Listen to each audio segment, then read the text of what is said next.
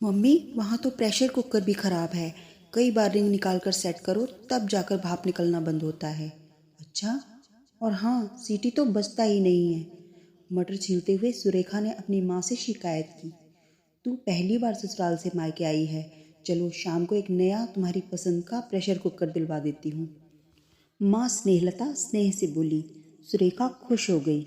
शाम हुई। माँ और छोटी बहन के साथ सुरेखा बाजार गई और अपनी पसंद से खुद के कपड़े, पति के लिए शर्ट पैंट के कपड़े और एक अच्छे ब्रांड का प्रेशर कुकर खरीद लाई। सुरेखा के पिता घनश्याम जी महू रेलवे स्टेशन पर तृतीय श्रेणी के कर्मचारी थे। उसका विवाह महू से लगभग 60 किलोमीटर दूर सनावद नगर में हुआ था। यातायात का साधन सुगम था। रेलवे के अलावा सड़क मार्ग से भी दोनों नगर जुड़े हुए थे। सुरेखा का पति अरविंद सनावद में ही एक सूत मिल में काम करता था। ससुर किसी कोऑपरेटिव बैंक से रिटायर हो चुके थे। दोनों परिवार मध्यम वर्गीय थे। धन की प्रचुरता नहीं थी, पर घर में अभाव भी नहीं था। सुरेखा के ताऊ सनावद स्टेशन पर कार्यरत थे। उन्हीं के प्रयासों के कारण रिश्ते की बात चली थी और विवाह संपन्न हुआ था। अगले दिन सुरेखा पति के साथ ससुराल लौटी। दिल बल्लियों उछल रहा था। माँ से मिले उपहार उसे गौरवान्वित कर रहे थे। सास प्रेशर कुकर के डब्बे को देखकर पूछ बैठी, ये क्यों खरीद लाई? हमने खरीदा नहीं मम्मी जी, मेरी मम्मी ने दिया है। कहते हुए समय सुरेखा के स्वर में गर्व का भाव था। अनुभवी सास जैसे माजरा समझ गई हो, बोली, इसे अभी निकालना नहीं, अरविंद से कहकर कुकर सुधरवा दूंगी। अगर फिर भी कुकर से संतुष्टि नहीं मिले तभी नया कुकर निकालना। उसी शाम प्रेशर कुकर को एक बर्तन दुकान पर भेजकर सुधरवा लिया गया। अब पुराने कुकर से प्रेशर लीक नहीं कर रहा था और वह यदाकदा सीटी भी बजा रहा था। 3 महीने बाद सुरेखा पति के साथ फिर मायके आई। मम्मी ने हालचाल पूछा। बातों ही बातों में माँ ने पूछ लिया कि किसी चीज़ की ज़रूरत हो तो बताना।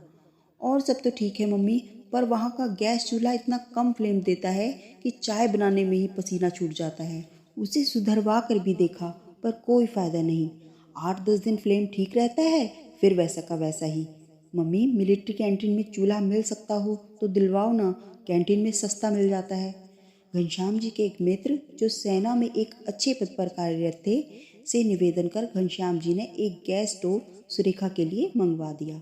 सुरेखा ने मूल्य चुकाना चाहा, पर घनश्याम जी ने मूल्य लेने से मना कर दिया। समझना, पापा की तरफ से गिफ्ट है, यह कहकर उन्होंने टाल दिया। इस बार फिर सुरेखा गर्व से मस्तक ऊंचाकर ससुराल पहुंची। सास ने दरवाजा खोला। सास की नज़र गैस स्टोव पर पड़ी तो सास के पूछने से पहले ही सुरेखा बोल पड़ी, मम्मी जी, अपने चूल्हे से परेशान हो गई हूँ, इसीलिए महू की मिलिट्री कैंटीन से मम्मी से कहकर चूल्हा मंगवाई हूँ। मैं पैसे दे रही थी पर पापा ने देने नहीं दिया। इस बार सास कुछ नहीं बोली। शाम को काम से लौटने के बाद खुद अरविंद ने नया स्टोव किचन में लगाया। उस शाम का खाना नए स्टोव पर बनाया गया। साथ ही आज नया प्रेशर कुकर जो टांड पर रखा था उतारा गया। फिर नए प्रेशर कुकर का उद्घाटन नए गैस स्टोव पर खीर बनाकर किया गया। बाद के दिनों में स्थिति ये थी कि सुरेखा जब भी कभी मायके जाती थी, अपनी माँ के सामने शिकायतों का पिटारा खोलकर रख देती थी। जरा जरा सी कमियां भी बड़ा चढ़ा कर बताती थी। माँ भी उन कमियों को रस ले लेकर सुनती थी। चूँकि वे सब चीज़ें घरेलू उपयोग से संबंधित होती थी, ज़्यादा महंगी भी नहीं होती थी, इसीलिए माँ खुद बाजार से ला देती थी या पिता से मंगवा देती थी। कैंची, मिक्सर ग्राइंडर, डिनर सेट जैसी कई चीज़ें वह माँ से सनावत से लेकर आई थी। अब सास भी कुछ नहीं कहती थी। उन्हें भी लगता था कुछ ला ही रही है, देने तो जा नहीं रही। संपन्न माँ बाप की बेटी है, माएँ बेटियों को उपहार देती ही हैं। उन्हीं दिनों अरविंद को एक सेकंड हैंड बाइक पसंद आ गई।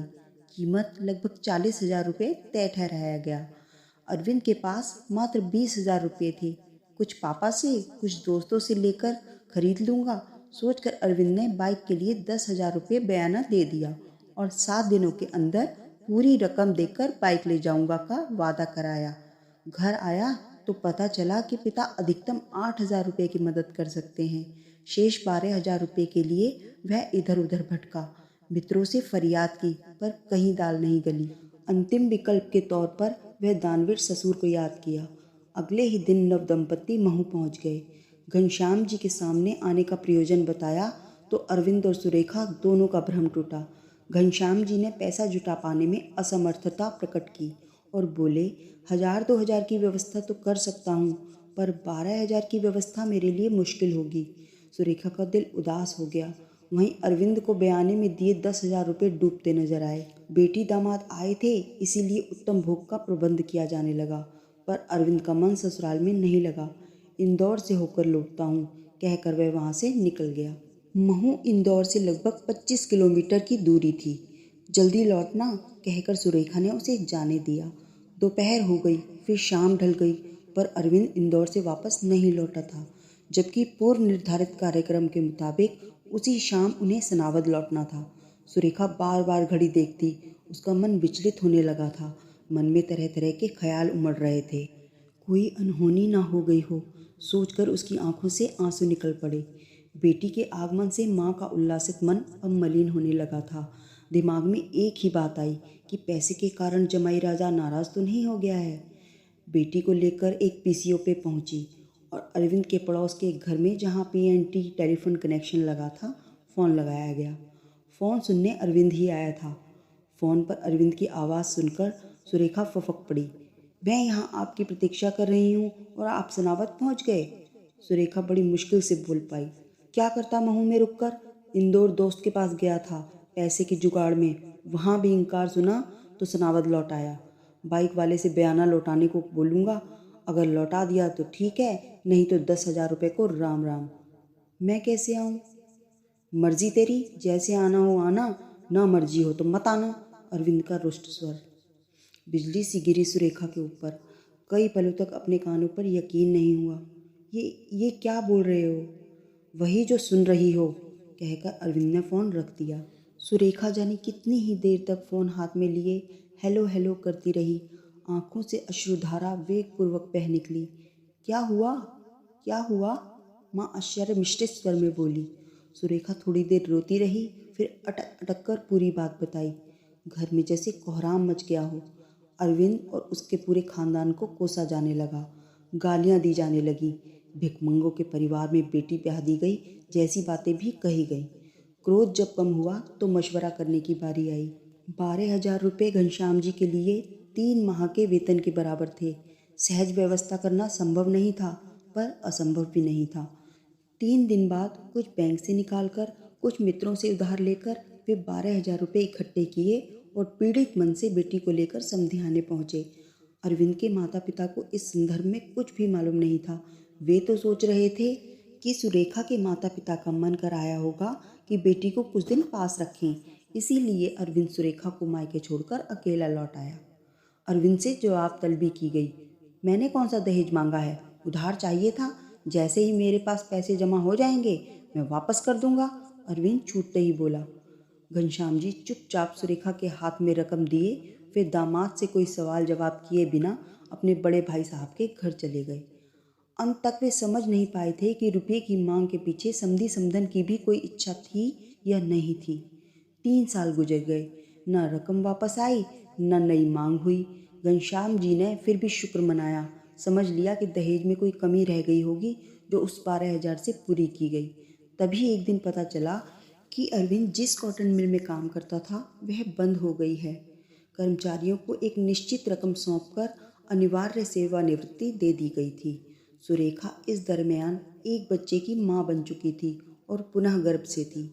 अरविंद एक दिन पत्नी और बच्चों के साथ मोटरसाइकिल से ससुराल आया और प्रीतमपुर, जो महू से कुछ ही किलोमीटर दूर था, नई नौकरी की तलाश में भटकने लगा। लगभग 20 दिन तक भटकने के बाद एक दिन अरविंद ने कहा कि कहीं ढंग की नौकरी नहीं मिल रही है। सोच रहा हूँ कि नौकरी ढूंढने में समय बर्बाद करने के बजाय अपना खुद का कोई कारोबार शुरू करूँ। अगर 50,000 की मदद मिल जाए तो मैं खुद का काम शुरू कर सकता हूँ। पिछली रकम तो वापस हुई नहीं और 50,000 फिर से? मानो अरविंद के मुंह से बोल नहीं फूटे हों, बम का गोला दगा हो। सास एकदम से बोल पड़ी। जमाई राजा, वो 12,000 ही बड़ी मुश्किल से चुकाए हैं हमने, और आपकी साली की शादी में भी खूब खर्च हुआ है हमारा। इस बार हम चाह कर भी कुछ नहीं कर पाएंगे। दो टूक जवाब सुनकर अरविंद कुछ नहीं बोला। सुरेखा अरविंद के प्रति आशंकित थी, कहीं इस बार फिर। उस शाम अरविंद ने कुछ नहीं किया, चुपचाप खाना खाया, खामोशी से रात गुजारी और अगली सुबह जाता हूँ किसी और जगह काम देखने कहकर अच्छे से तैयार हुआ, नाश्ता किया और अपना बायोडाटा की फाइल वाला बैग लेकर बाइक से चला गया। उस रोज़ वह वापस नहीं लौटा। रात हो गई और जब वह वापस नहीं लौटा तो सुरेखा ने ससुराल के पड़ोस में फ़ोन किया। वहाँ से पता चला कि अरविंद सनावत भी नहीं लौटा है। आखिर गया तो कहाँ? 2 दिन गुजर गए। मन में तरह तरह की शंका उत्पन्न हो रही थी। थाने पर दरियाफ्त की गई, कहीं एक्सीडेंट वगैरह तो नहीं हो गया है, पर कुछ पता नहीं चला। 5वें दिन अरविंद बिना किसी पूर्व सूचना के मैले कुचैले हालात में मुंह पहुंचा। बिना किसी से कोई बातचीत किए सीधे बाथरूम में घुस गया। नहा धोकर बाहर निकला।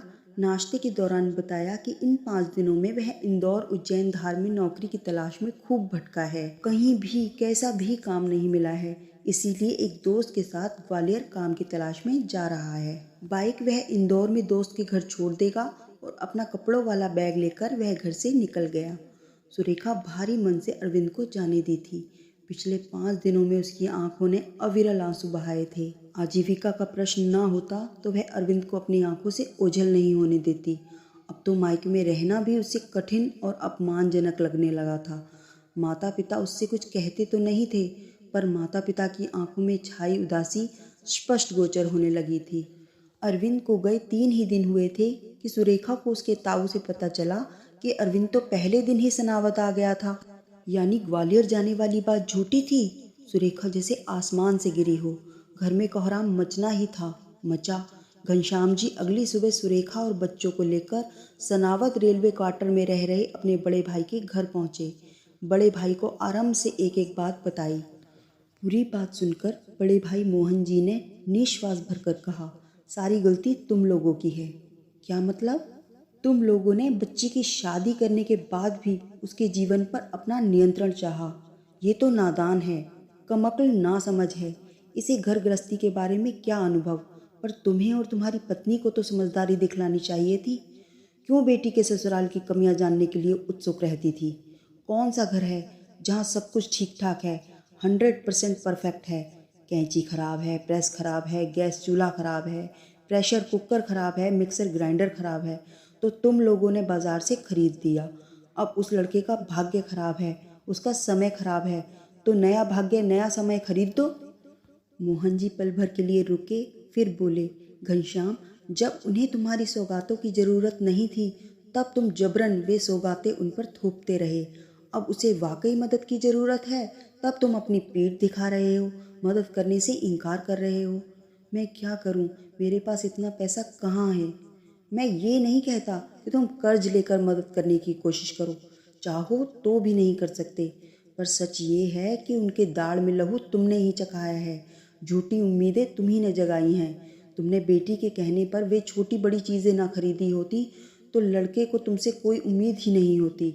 असल में लड़का तुम्हें कारू का खजाना समझ लिया है और तुम्हारी बेटी भी ज़मीनी हकीकत से दूर है।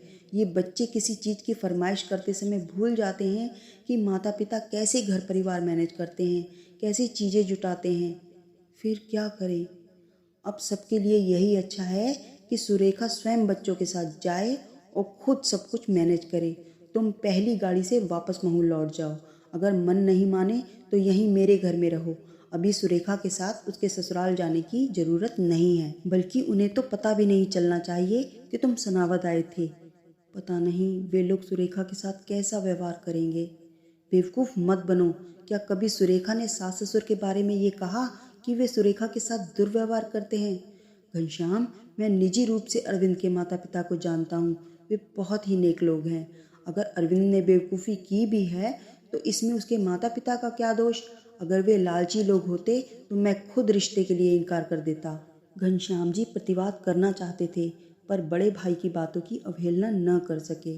मोहन जी ने कमरे में सुरेखा और अपनी पत्नी को बुलाया, कुछ सवाल जवाब किए, फिर कुछ बातें समझाईं और एक ऑटो बुलवाकर सुरेखा को ससुराल के लिए रवाना कर दिया गया।